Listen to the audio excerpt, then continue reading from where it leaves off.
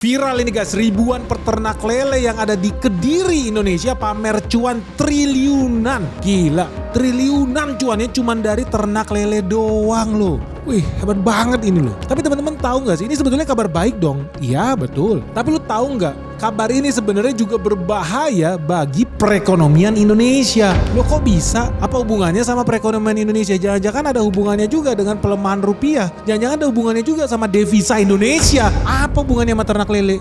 Kok bisa sih? So kalau lu penasaran, jangan skip video ini. Let's check this out. Guys, kali ini kita ada kabar yang sangat mengejutkan. Gue aja pas tahu ini gue kaget. Hah? Bisa triliunan? Lu lihat deh nih, di antara Jatim, Pemkap Kediri, ini cuma di Kediri loh bro. Nilai ekonomis benih lele. Bukan jual lele goreng bro, benih lele. Itu cuannya 1,5 triliun per tahun di Kediri mas bro. Solo Pos bilang apa? Potensi cuan 3,6 triliun dari ternak lele di Boyolali loh bro. Gila bro, Boyolali loh. Ternyata ternak lele 3,6 triliun duitnya setiap tahun. Buat orang Boyolali, kongres lu ya, hebat lu. Salut gue, respect. Tapi gue mau bahas orang Kediri dulu lah. Kediri ini bikin gue kaget loh. Gue sampai gak bisa tidur loh. Kenapa? Karena fenomena banjir duit triliunan ini terjadinya justru bukan di kota besar. Tapi malah di desa kecil yang ada di Kediri. Di desa Tulungrejo sama desa Pelem. Ah, gue penasaran nih desa Pelem-Pelem apa ya yang dimaksud di sini ya. Coba gue kesana di sana. Jangan-jangan banyak orang Jepang lagi. Tapi udahlah, kita bukan mau bahas desa Pelem sama Tulungrejo. Kita mau bahas bisnis lele guys. Ternyata Kediri guys, itu berhasil mempekerjakan lebih dari 2.500 orang. Wow, cita-cita lapangan kerja Prabowo ternyata bisa dibantu dengan adanya satu desa yang sudah melakukan hilirisasi dari bisnis lele doang bro. 2.500 lapangan kerja lahir di desa ini bro. Kenapa? Karena ternyata desa ini yang lu mungkin bisnisnya lu kesampingkan ya, lu gak pernah intip. Ternyata betul-betul luar biasa bagus. Desa ini bisa mempekerjakan 2.500 orang dan berhasil membudidayakan lebih dari 14 miliar ekor benih lele setiap musimnya mas bro. Gila gak sih? Nah kalau lu bingung ya 14 miliar lele ini bentuknya kayak apa, gak usah dibayangin guys. Kita hitung value-nya aja dalam rupiah. 14 miliar benih lele rupiahnya itu setara 1,5 triliun setiap tahun. 1,5 triliun setiap tahun cuma di dua desa ini. Desa Tulungrejo sama desa Pelem. Makanya gak usah heran, memang bisnis ikan lele, benihnya doang ya, benih ikan lele itu salah satu produk unggulan Kabupaten Kediri. Karena berhasil menjadi supplier besar untuk memenuhi kebutuhan lele di tingkat nasional guys. Ya lu bayangin aja ya, bisnis pembesaran lele buat konsumsi nih di Kabupaten Kediri setiap tahunnya mencapai 16.500 ton. Artinya nilai ekonomisnya itu kurang lebih 300 miliar. Khusus untuk benih ikan aja, bisnis benih ikan lele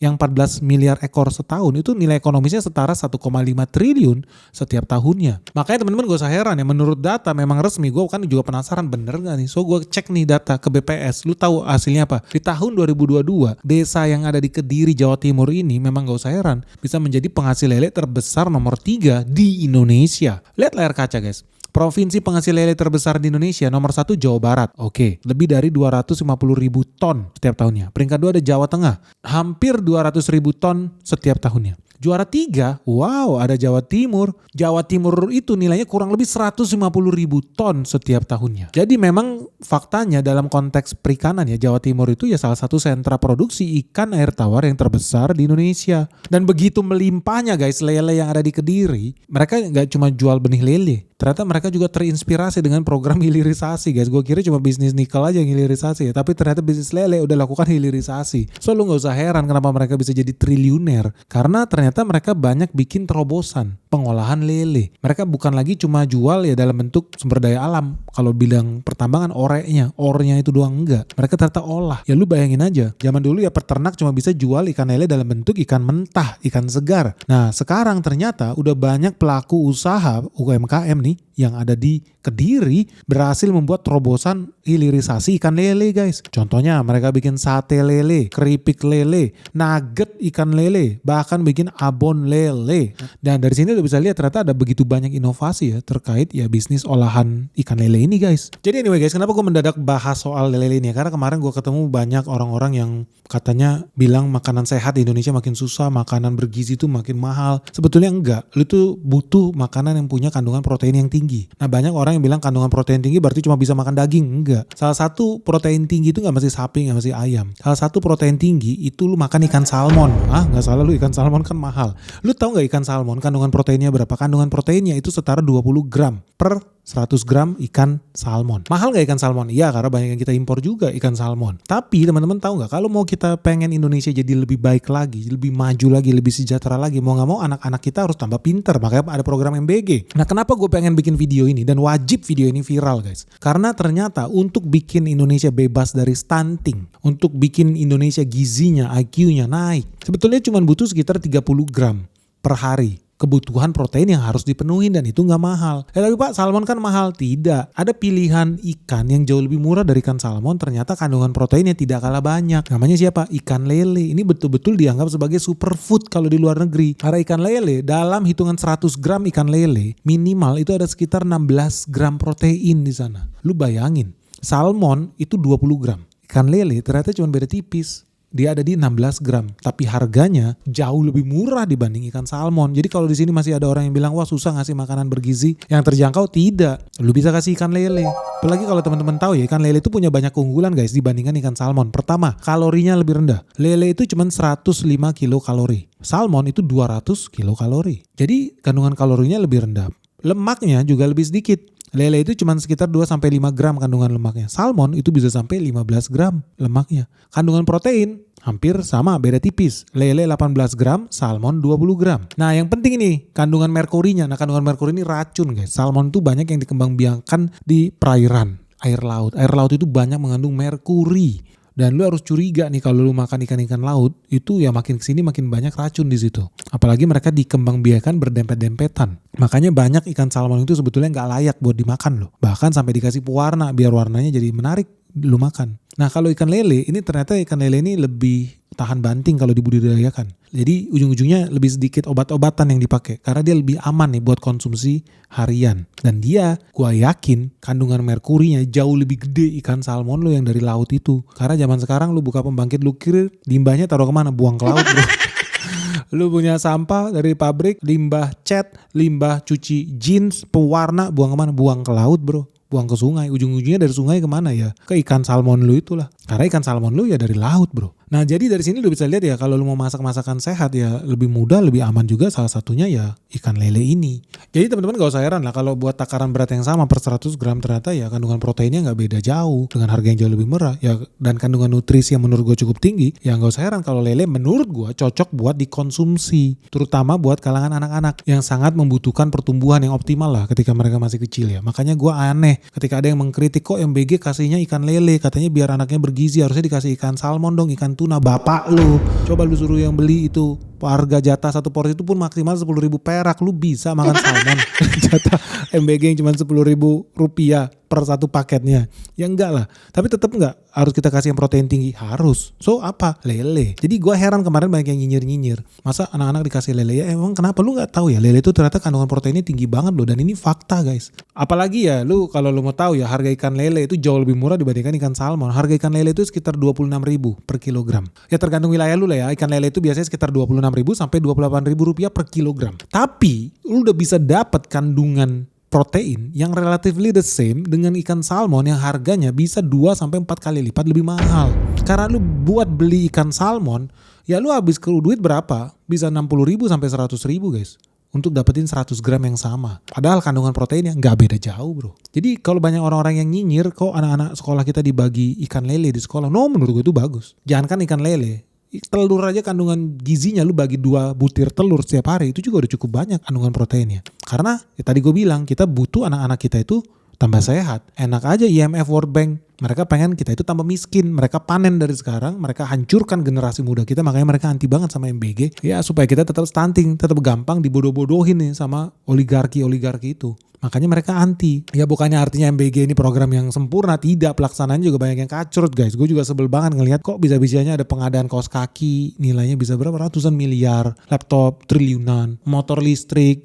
Gak nyambung gitu loh. tolong lalu pakai hati dikit, itu duit bukan duit bapak lu, itu duit negara dari pajak, bikin yang bener. Gue dukung program MBG, tapi kalau pelaksananya banyak yang ngaco, ya memang lu kurang ajar lu, mendingan lu di reshuffle aja. Nggak bener ini, karena gue sangat pro dengan MBG, karena gue sangat ingin Indonesia bebas dari stunting. Dan menurut gue ikan lele ini bisa jadi salah satu solusi buat kita menyajikan protein yang harga murah ya. Karena apa ya? Ya ikan lele ini bisa dikembangbiakan loh, bahkan di lahan yang sempit sekalipun. Contohnya di dapur, contohnya di kolam ikan di halaman rumah lu, atau bahkan di baskom. Bisa lu ternak lele, nggak pakai ribet guys. Dan untungnya ya memang permintaan ikan lele juga di Indonesia itu semakin meningkat. Lalu lihat nih di layar kaca ya, rata-rata pengeluaran per kapita penduduk Indonesia buat belanja lele tahun 2018 dalam satu minggunya ada di Rp515 per kapita, artinya per manusia yang ada di Indonesia minimal keluar 500 perak per minggu. Fast forward di tahun 2025 keluar biaya Rp766 per minggu. Artinya ada kenaikan hampir 50%. Permintaan ikan lele terbukti terus bertambah banyak. Syukurnya guys, produksi ikan lele di Indonesia itu juga bertambah tinggi, jadi nambah terus. Menurut data ya, tahun 2023 kita memproduksi ikan lele sebanyak 1.136.000 ton. Tahun 2024 udah naik dari 1.136.000 naik ke 1.157.000 ton. Wah, luar biasa nih guys. Makanya gak usah heran juga ya kalau di awal kita bilang, guys gak banget ini guys, situasi di Hormuz makin panas, harga minyak makin lama makin tinggi, dan di Indonesia dampaknya apa? Harga gas makin tinggi, harga pupuk makin tinggi, harga plastik makin tinggi, bisa jadi inflasi makin merajalela loh di negara Indonesia. Nah dari sini lu bisa lihat dong, pasti ada juga perusahaan-perusahaan yang diuntungkan ketika terjadi krisis di Hormuz. Di saat yang sama juga pasti ada perusahaan yang dirugikan, dan ini sebetulnya wajib kita sebagai investor tahu lebih awal supaya lu bisa investasi lebih tepat guys. Karena cuma di Benix Investor Group ya, komunitas saham terbesar di Indonesia, lu bakal belajar langsung sama ahlinya, lu langsung visit, diskusi, ngobrol langsung sama direksinya lu. Selama 1 tahun ke depan lu bakal mengetahui apa sih yang paling penting kalau lu mau jadi investor yang hebat guys. Apalagi di tengah dinamika situasi global yang makin gak menentu ini, 90% investor tuh nyungsep guys, rugi. Lu jangan sampai jadi mereka lah. So teman-teman tunggu apa lagi guys? Yuk segera bergabung di Benix Investor Group, daftarkan diri kalian di nomor yang ada di bawah ini, atau kunjungi website www.benix.id sekarang juga, karena kita sebentar lagi mau ada event spesial loh. Kita mau ada acara temu emiten, kita mau ada site visit, dan kita mau ada gala dinner nih. Yuk segera daftarkan dirimu sekarang juga supaya lu bisa segera diskusi di grup Discordnya Benix Investor Group dan ngobrol sama teman-teman yang lain. Oke guys, segera hubungi admin kita Michelle di nomor WhatsApp 0811 868 959. Makanya gak usah heran juga ya kalau di awal kita bilang, wah kalau gitu ini bisnis triliunan dong. Iya memang guys, karena produksi kita ya jutaan ton. Dan gak usah heran kalau memang akhirnya lele dimasukin juga di program MBG. Dan ini sebetulnya kabar yang menarik guys. Lu tahu ya, satu dapur MBG itu membutuhkan sekitar 2.500 ekor ikan lele per minggunya. Jadi kalau lu hitung ya, kenapa penting ya? Apa sih hubungannya MBG dengan perekonomian Indonesia? Kok banyak banget orang nyinyir gitu. Dan kenapa Benix itu pro? Simple aja, karena gue pakai akal sehat. Gue waras, gue bukan anjing peliharaan George Soros. Gue melihat program MBG ini bisa memberikan nilai baik, nilai tambah lapangan kerja di tingkat yang paling kecil sekalipun, ke petani, ke peternak. Contoh nih program MBG, lu tahu satu dapur MBG itu membutuhkan 2.500 ekor lele. Total SPPG ini dapur MBG itu ada 26.489 SPPG hari ini guys. Artinya guys, total kebutuhan lele per minggu kalau di MBG dikasih minimum 1 lele lah, seminggu sekali aja guys. Artinya mereka butuh 2.500 ekor lele setiap minggunya dikali 26.489 dapur yang ada di Indonesia. Kalau dihitung sebetulnya mereka butuh 66 juta ekor lele setiap minggunya guys. Nah kalau lu konversi lah ke kilogram lah. 1 kilogram itu sekitar 5 ekor lele lah. Jadi satu ekornya kita ambil yang 200 gram guys. Jadi 66 juta ekor lele lu bagi 5. Artinya Indonesia buat memenuhi kebutuhan MBG 1 kali seminggu makan lele, Indonesia butuh 13,2 juta kilogram lele. Dan kalau 1 kilogram lele dihargai Rp28.000, ya lu kali aja. Rp28.000 kali 13,24 juta kilogram itu setara 370 miliar setiap minggunya. 370 miliar setiap minggunya kalau seminggu sekali makan lele, berarti kan sebulan ada 4 kali bro. So 370 miliar lu kali 4 hasilnya 1,4 triliun setiap bulan. 1,4 triliun itu kan setiap bulan. Kalau dalam 12 bulan alias 1 tahun, 1,48 triliun dikali 12 bulan. Itu setara 17,8 triliun setiap tahunnya. Gila gak guys? 17,8 triliun peredaran bisnis dari ikan lele. Kalau makannya cuma seminggu sekali biar anak-anak kita nggak stunting. 17,8 triliun ini belum di luar yang warung pecel lele lah ya, orang yang makan di warung segala macam pinggir jalan itu belum hitung. Ini baru peredaran ikan lele dari dapur MBG. Makanya gue sangat pro MBG karena penciptaan ekonominya, lapangan kerjanya, distribusi ekonominya sampai ke lapangan yang paling kecil sekalipun di bawah. Beda dengan misalkan duit APBN lu dipakai buat bikin bandara tuh bandaranya kosong. Habis duit ratusan triliun kosong. Terus yang happy siapa? Yang happy pejabat-pejabat di atas, oligarki, direktur-direktur BUMN, ujung-ujungnya korup juga tuh di atas tuh. Rakyat yang terbawah nikmatin nggak? Kagak bro. Gue jujur lebih rela MBG ini duitnya turun betul-betul sampai ke tingkat paling bawah. Petani berarti tukang pupuk, buruh pikul, driver pickup, semua kebagian tuh. Dan dari ikan lele aja lu lihat peredaran duitnya setara 17,8 triliun. Gitu loh. Bisnisnya menarik gak sih? Dan menariknya ya, lele Indonesia ini beda nih. Kalau seandainya lu lihat, Pak ada yang lebih murah lagi sama lain lele. Apa? Tahu, tempe. Betul. Protein tinggi? Betul. Tapi lu tahu gak tahu lele tempe bahan bakunya dari mana? Kacang kedelai. Kacang kedelai kita impor dari mana? Amerika Serikat. Negara yang hobinya membombardir Palestina. Ah, lu setuju? Bagus. Sehat. Iya, tapi lele lu tahu bedanya apa Pak? Lele dengan tahu dan tempe yang seneng lu makan itu. Tahu dan tempe itu lu impor. Lele gua nggak pernah lihat. Lele dari mana? Impor dari Afghanistan, nggak pernah bro. Gua nggak pernah makan lele. Gua tanya lele dari mana? Impor dari Kanada, nggak bisa bro. Mati dia pun belum sampai dikirim di sini. Artinya inilah peluang Indonesia buat dapat protein tinggi made in Indonesia. Jadi ini asli produk lokal dong. Iya mungkin. Nah kok mungkin? Tapi sebelum kita masuk ke sana, kenapa gue jawabnya mungkin guys? Makanya jangan skip video ini. Tunggu sampai akhir. Gue mau sharing dulu soal lele yang sebetulnya udah berhasil kita ekspor sampai ke luar negeri. Bahkan negara Eropa salut. Mereka bilang gila ini ikan superfood. Orang Indonesia beruntung punya lele. Orang Eropa nggak bisa bro. Akibatnya apa? Orang Eropa impor lele dari Indonesia. Lu gila. Dari Boyolali dibawa ikan lelenya ke Eropa. Supaya orang Jerman bisa pinter. Lu lihat di tahun 2024 nilai ekspor ikan lele itu udah sampai 2,6 juta dolar guys. Ini dalam bentuk frozen. 2,6 juta dolar itu setara 45 miliar rupiah. Nah negara mana yang pengen banget ikan lele? Ada Inggris, Belgia, Prancis, Belanda. Oh mereka semangat banget pengen impor ikan lele dari Indonesia. Tapi sayang seribu sayang guys. Sebetulnya ada juga cerita sedihnya juga dari lele ini. Yang gue harus buka di sini sama lu. Kenapa? Kalau lu bilang lele produk Indonesia, betul. Tapi kenapa gue bilang mungkin? Karena gini. Ternyata setelah lu buka data, 90% pakan ikan lele itu masih impor. Nah ini yang sedih. Memang sih lelenya betul Indonesia punya, made in Boyolali atau made in Kediri guys. Tapi ternyata pakannya kita masih impor. Data nih kita bawa realistis. Menurut Menteri Kelautan dan Perikanan ya Sakti Wahyu Trenggono, ya dia udah bilang 89% bahan pakan budidaya ikan nasional sumbernya dari luar negeri alias impor. Dan menurut gua ini bahaya sih kalau lu pikir dalam jangka panjang, apalagi nilai rupiah terus melemah. Kalau makin banyak kita impor dalam bentuk dolar, mereka tambah kaya raya. Rupiah kita gadaikan buat impor bahan baku makanan ikan itu dalam bentuk dolar itu kan bahaya guys. Tapi kok bisa sih? Setelah gue buka ya ternyata dalam komponen pakan ikan di Indonesia 25% dari tepung ikan, 25% dari tepung kedelai, 25% dari dedak halus. Sisanya kemungkinan pakai tepung jagung yang dicampur sama minyak ikan atau vitamin, mineral nih. Tapi dari situ udah bisa lihat ya komponen utama yang sebenarnya jadi komponen utama itu apa? Tepung ikan, tepung kedelai, tepung jagung sama dedak halus. Ini komponen utama. Jagung, lu tau gak jagung kita masih ada impor. Dedak ini dari ampas padi guys. Jadi ya dari Indonesia lah. Karena kita udah sama-sama ada pangan. Nah jadi masalah ini guys. Tepung kedelai. Indonesia tidak nanam kedelai. Kita impor dari Ukraina. Kita impor dari Australia. Kita impor dari Amerika Serikat. Tepung ikan. Ternyata tepung ikan juga kita impor dari Korea Selatan. Ya, lu lihat di layar kaca. Komponen utama salah satu pakan ikan kita adalah tepung ikan sendiri. Tepung ikan itu kita impor negara asal paling banyak Korea Selatan. Kita impor 11.000 ton tepung ikan dari Korea Selatan. 11.000 ton itu setara 177 miliar guys. Gila guys. Selain dari Korea Selatan kita juga impor tepung ikan dari Chili, dari Peru.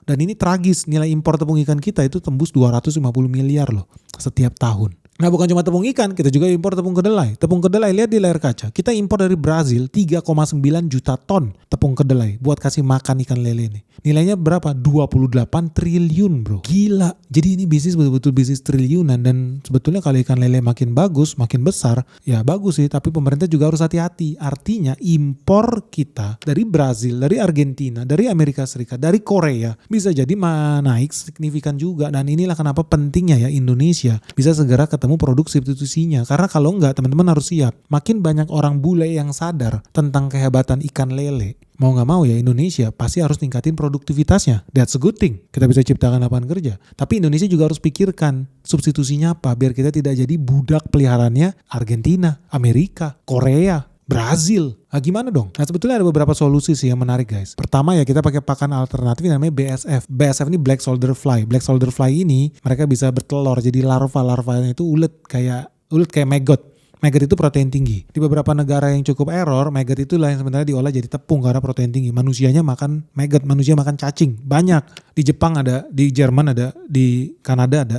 Karena proteinnya tinggi. Nah kalau beberapa yang masih agak jijik-jijik, apa yang dilakukan? Maggotnya itu digiling, dijemur jadi tepung. Nah cacing yang digiling ini itu sebetulnya berprotein tinggi guys. Karena makanan mereka juga bersih. Mereka makan sampah dapur, ampas tahu, sisa sayur-sayuran. Dan ketika mereka jadi maggot, ya kandungan proteinnya itu mendekati tepung ikan. Mereka bisa menggantikan sampai 50% penggunaan pakan buat pellet guys. Jadi contoh aja lu bisa lihat di layar kaca. Tepung ikan itu kenapa banyak dipakai? Karena proteinnya tinggi. 50-63% isinya protein. Maggot mendekati lah. Hampir 55% isinya adalah protein. Nah kandungan lemaknya lebih tinggi juga di tepung maggot. Tepung maggot bisa sampai 32%. Di tepung ikan itu hanya sekitar 12%.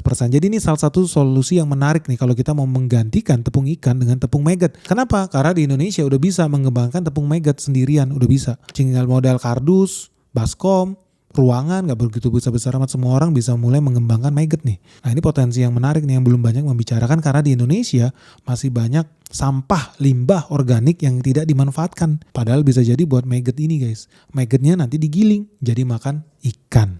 Wah seru ya. Dan lu tau gak sih memang udah ada hasil riset loh. Bahwa maggot atau cacing itu ya. Apa sih ulet lah. Itu bisa ngasih harga yang lebih murah. Dibandingkan lu impor tepung dari luar negeri. Dan udah terbukti bisa menaikkan berat badan ikan. Sampai 23-27%.